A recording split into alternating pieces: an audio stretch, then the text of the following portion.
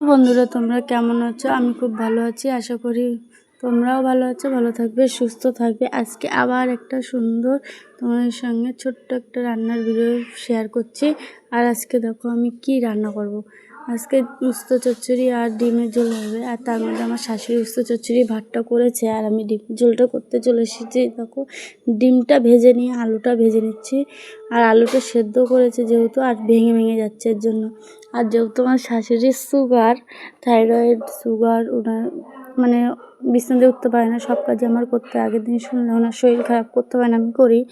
আর তার জন্য হচ্ছে কি আমি লাস্টে উনি উস্তা চচ্চড়ি আর ভাতটা তাও করেছে, করে তারপরে আজকে একটু করেছে উঠে, শরীরটা ভালো লাগছিলো বলে। পরে আলুটা সেদ্ধ করে জলটা ফেলেছে, যেহেতু সুগার, এর জন্য দেখো আলুটা বেশি সেদ্ধ হয়েছে, এই জন্য ভাজতে গিয়ে ভেঙে যাচ্ছে। আর এদিকে সোয়াবিন দিয়ে আর আলু দিয়ে ডিম দিয়ে করবো। আর তেলটা একটু কম লাগছিলো বলে আবার তেল দিয়েছি, যেহেতু আমরা তেল মশলা বেশি খাই, তেলটা কম হলে ভালো লাগে না খেতে, এর জন্য। হ্যাঁ, আর আমি জানো তো ভেবেছিলাম ডিমটা মামলেট করে তারপরে ঝোলে দেবো। কি মামলেট করলে না ঝোলে মানে নুন ঝাল এগুলো ঢোকে, আর ডিমটাও ভালো লাগে খেতে। আর আমার শাশুড়ি উনি ভুলে গেছে, উনি আলুর সঙ্গে একবারে ডিমটাও সেদ্ধ করে দিয়েছে। পরে আমি আনতে গিয়ে বলছি যে তুমি ডিমটা সেদ্ধ করেছো কেন, আমি তো ভেজে রাখবো।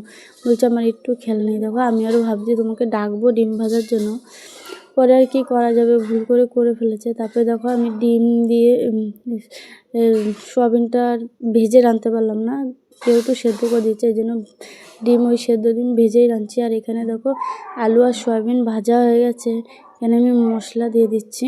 আর মশলার মধ্যে হলুদ, লবণ সব দিয়ে দিয়েছি আমি, এর জন্য আর হলুদ লবণটা পরে দিচ্ছি না।